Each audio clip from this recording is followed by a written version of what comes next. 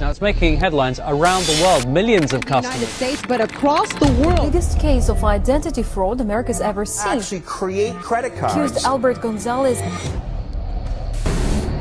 It's like a chess game where we make a move, the fraudster responds. There are a lot of criminals out there who want to look for gaps to exploit. Those threats just don't go away. So security has to be among one of our top concerns. Security is a big concern for retailers. It doesn't matter if you're a $50 billion enterprise or a small florist down the street. When I think about security and what the consumer should really know about, my hope is that they really don't give much thought to what Visa does to secure the network, because we do it so well that they don't have to.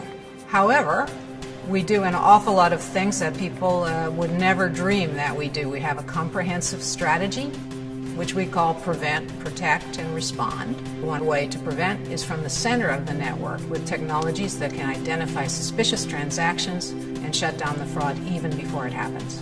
So from the moment a consumer steps up to a point-of-sale terminal and swipes their card, we're able to put artificial intelligence right in the middle of that transaction and have it risk evaluate that transaction as it's flowing through us, which are at the core of what advanced authorization is. Last year, advanced authorization was able to accurately identify over $1.5 billion in fraud loss. カード情報セキュリティというのは国際ブランドの努力だけでは成し得ることができません。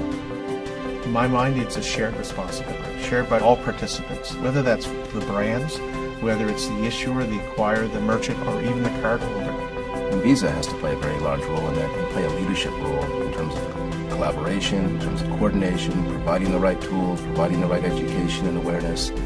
There's so many opportunities for us to be the leader, and I believe Visa does make the right investments to do that. I think Visa has done a really good job as far as collaborating. There's a lot of commonality between what both the National Retail Federation believes and what Visa believes.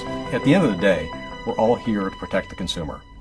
I can't tell you what the future is going to look like in terms of what types of access devices are we going to have, but what I do know is that we'll have none of this if we don't continue to drive the security message, the reliability message, and the privacy message that put the consumer at the heart of commerce. And so while I want to be on the bleeding edge from an innovative perspective to own the innovation message, I think it's grounded always in the core things that we do. Every time our creative folks come up with a new product, a new channel, a new stakeholder, a new direction, we're right there in lockstep with them. I think the real proof is in the fact that as we even bring on these new transactions and bring on these new consumers and merchant environments, that we're still at historic lows as it relates to fraud rates. And I think that speaks to the testament of the power of the network. Our global fraud rates today are down to 5 cents per every $100 transacted. When you have billions of cardholders, tens of millions of merchants, new devices, you need to evolve your management practices, you need to evolve your standards, your technologies. We continuously challenge ourselves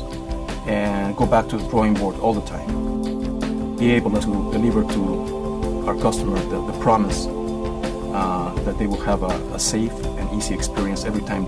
So when I think about responsible innovation, it's taking the best of what we've done with, again, the traditional means of a Visa payment, bringing forward that same security and reliability, whether it's an e-commerce transaction, a card, a mobile phone, a virtual transaction. Because every time a cardholder takes out a Visa card from her or his wallet, we're making a promise. Those of us who work in fraud risk management, we deem ourselves as custodians of that promise.